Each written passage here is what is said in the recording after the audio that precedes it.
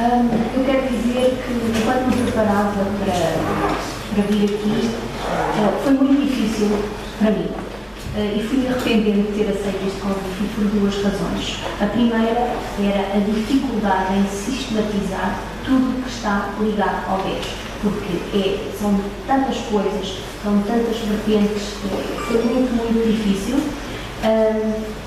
E eu às vezes fiquei muito deslumbrada com como é que vou sintetizar esta informação e o que é que vou dizer, qual é que conteúdo é que pode ser o meu. E por outro lado, ao mesmo tempo que aconteceu uma fúria interior por tudo o que está a acontecer e pelo que está a acontecer em frente aos nossos olhos, e está a acontecer em tempo real, cada notícia é pior do que a anterior, as notícias não são as declarações de entidades públicas, de entidades competentes, não são válidas porque estão a esconder informação e cada vez é pior e pior. E isto está a acontecer em tempo real. Eu tenho a certeza que se os portugueses percebessem a realidade, o que está aqui em questão de potencial de perdas, estariam na rua neste momento a exigir a demissão deste governo, a exigir a saída da União Europeia, qualquer coisa bastante, uma ruptura muito grande para que se recuperasse o controle deste país. E, portanto, aquilo que eu escolhi para falar sobre o caso do BES tem a ver com esta dicotomia entre agência e estrutura. Portanto, a sensação que eu tenho que aparece nos meios de comunicação tem sido uma pessoalização na figura do Ricardo Espírito Santo, o que é válido. Tem havido muita fraude, muitos atos ilícitos, mas corre-se o risco de perder de vista o contexto em que isto está a acontecer e de não se exigir reformas sobre o funcionamento do sistema financeiro. Assim, muito rapidamente, quando eu estou a falar em agência, estou a falar sobre as decisões, sobre a atuação individual, que determina esta atuação individual, e quando estou a falar em estruturas, estou-me a referir à especificidade histórica, política, às instituições e aos regulamentos que existem, ao contexto em que estas decisões são tomadas. E assim, como eu dizia, existem razões válidas para esta criminalização. Portanto, por um lado nós temos a fabricação de contas. Sabemos que as contas do Espírito Santo Internacional desde 2008 têm sido manipuladas. É curioso que, porque elas saem fora da jurisdição portuguesa, elas tinham um único auditor, que era alguém que estava ligado ao próprio grupo, não era um auditor externo.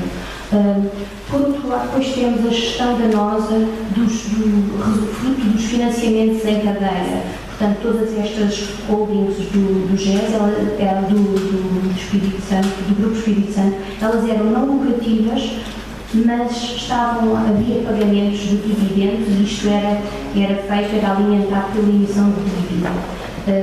Isto envolveu não só empresas participadas, e nós temos aqui o contributo da Portugal Telecom, temos o envolvimento da Portugal Telecom, que se fala agora de quase 900 milhões de dívida, mas esta relação já vem desde 2001, portanto desde 2001 que a Portugal Telecom é um parceiro ativo do Espírito Santo, e há aqui relações muito próximas. Temos o caso da Tranquilidade, que também serviu para colocar dívida do grupo. E por outro lado, depois temos este financiamento e a colocação de dívida junto dos clientes do BES, primeiro através dos fundos do Espírito Santo Liquidez. É curioso notar que em 2011 este Espírito Santo Liquidez tinha cerca de 500 milhões em dívida em papel comercial e estava bastante concentrado numa entidade. E há uma ênfase, uma nota do auditor externo. E isto passou, o Banco Central, o supervisor, ignorou. Em 2012 o montante deste fundo aumentou para 1.000 milhões e mantém-se. O Grupo Espírito Santo, contra a dívida que lá está, são cerca de 83%. Em setembro de 2013, este montante torna a aumentar, são 2 mil milhões, e só nessa altura é que a CMVM faz uma observação e começa a ser reduzida. E depois, a partir daí, houve a história da engenharia financeira, em que a dívida foi colocada diretamente aos clientes através de obrigações, utilizando os offshores. Depois temos também o favorecimento de credores. No início de julho, sabe-se agora que aparece mais um buraco de 1.500 milhões, que teve a ver com o reembolso antecipado de dívida e a recompra de créditos. Temos ainda a supervalorização dos ativos imobiliários, que é o caso da Tranquilidade, que foi dada como garantia, valia 700 milhões, mas afinal estima-se que o valor é cerca de 200 ou 300 milhões, e além disso, depois de ter sido oferecida como garantia, recebeu dívida do Espírito Santo, recebeu 135 milhões em papel comercial e fez um depósito na Espírito Santo Internacional de 15 milhões. Portanto, o seu valor é bastante reduzido e tem pouco a ver com estes 700 milhões. Depois temos sistematicamente a prestação de informação falsa ao mercado. Não só esteve na base da emissão de dívida subordinada no ano passado, esteve na base do aumento de capital de maio deste ano, em que ambas as entidades, a CMVM e o Banco de Portugal, não levantaram quaisquer problemas e permitiram que isto acontecesse.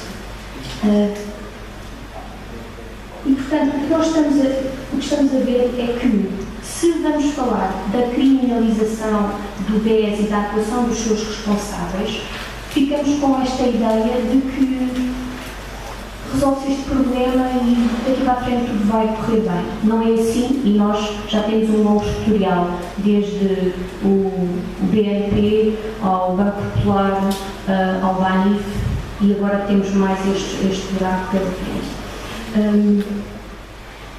Tudo isto, o que acontece é que o contexto em que se tem falado deste problema é muito aquele de que, havendo transparência, um regulador e havendo disseminação de informação, tudo corre bem.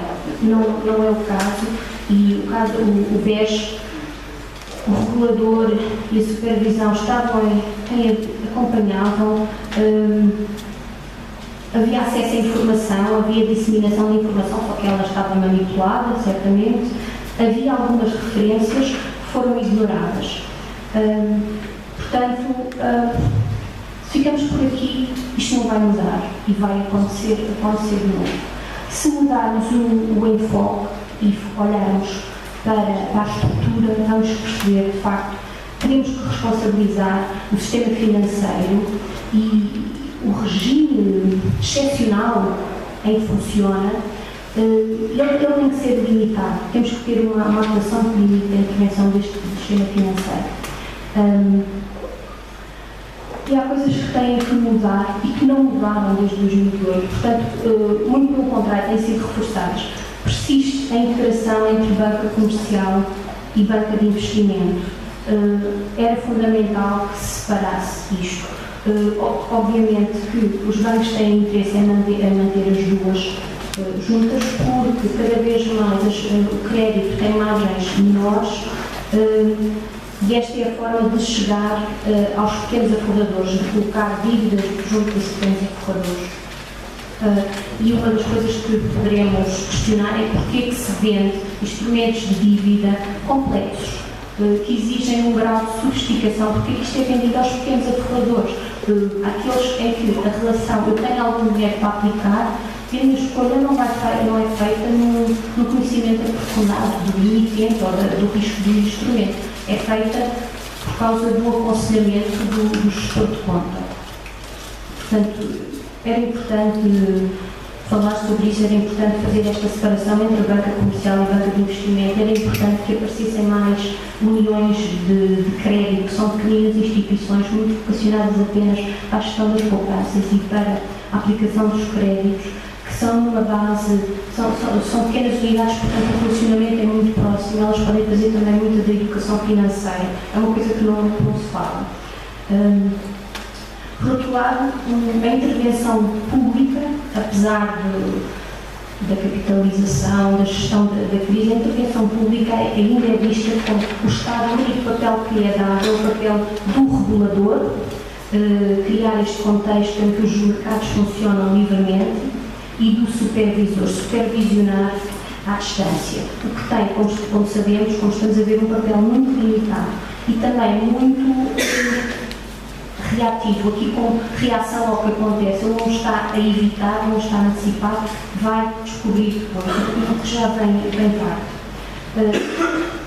Esta ideia de que o Estado deve ser um interveniente ativo e que deve jogar em pé de igualdade com os privados não existe. É considerado desadequado. Mas a verdade é que se o Estado intervier diretamente pode ter um papel disciplinador. E estou a pensar na ida, ou em relação à dívida, por exemplo, na ida aos mercados primários. Portanto, se os bancos vierem a oferecer taxas de juros que não são adequadas, se o Banco Central for disciplina, permite que estas taxas de juros sejam mais adequadas. Estou a pensar também na questão da repressão pelos preços. Aquilo que nós também sabemos e temos acompanhado é que, no meio da crise, os bancos têm diversificado as suas fontes de rendimento e uma das coisas que fazem é o aumento dos serviços monetários.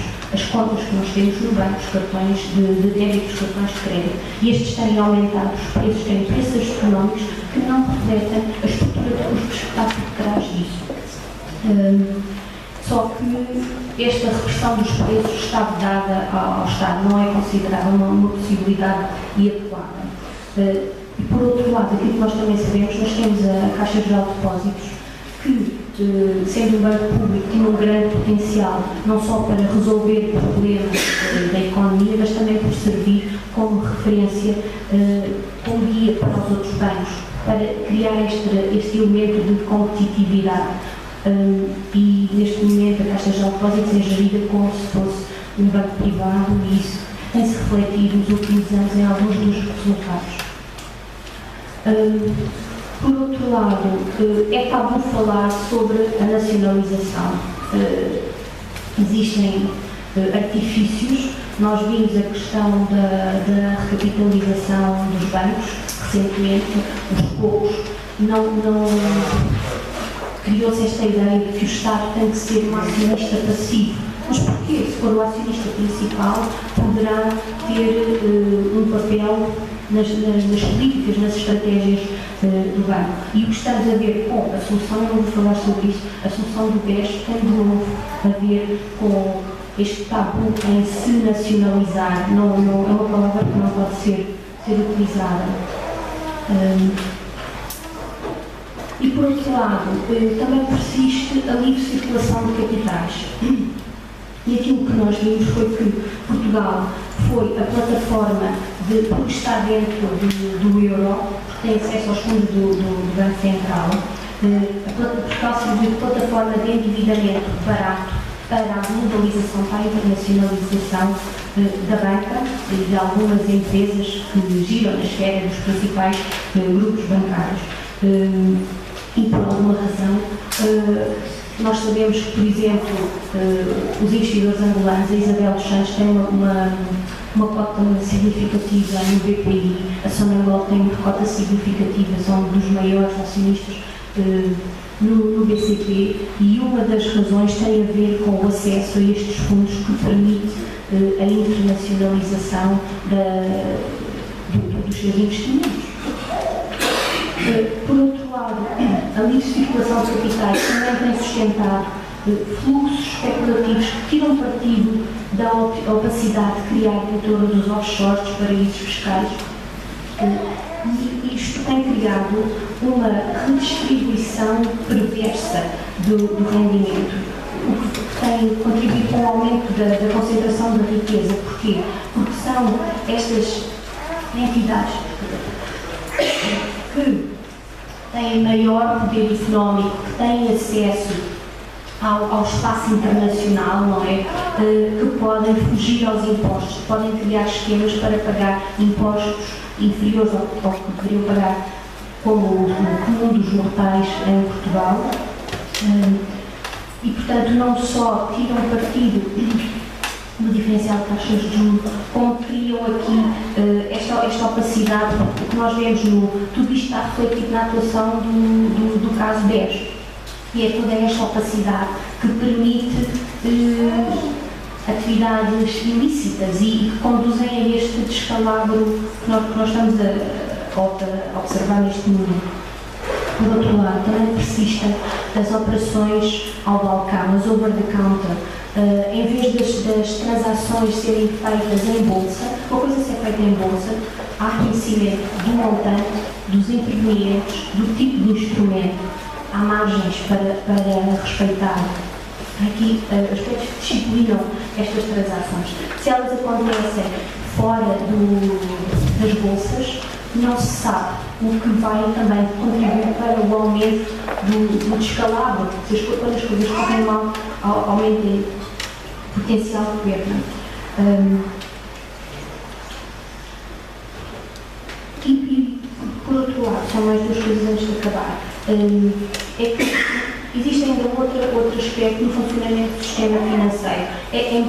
Embora os mercados de capitais estejam integrados, não é? Eu coloco na emissão hoje, eu uso um consórcio de bancos, uma mistura entre bancos residentes e não residentes. Quero colocar o dinheiro, tirar vantagem em termos fiscais, meto dinheiro no offshore. Ou emito com uma lei não residente, posso tirar vantagem disto tudo. O risco no final é nacional, que é o que nós estamos a ver. O BES usou o espaço internacional para camuflar algumas destas colocações de dívida, mas o risco, existem fronteiras nos mecanismos de resgate e essas fronteiras, e nós vimos o que a Europa veio dizer sobre, este problema é um problema de Portugal. É um problema do contribuinte português. Se calhar deveríamos exigir limites a esta internacionalização. E a mesma coisa, se passa ao nível da supervisão, e de novo o caso deste também ilustra isso, é que não só a supervisão nacional não cobre, não acompanha como deve ser, com todo o detalhe e o rigor, mas existem, de novo, áreas que estão fora da jurisdição do supervisor nacional e que muitas delas são área de ninguém, e é por isso também que isto acontece.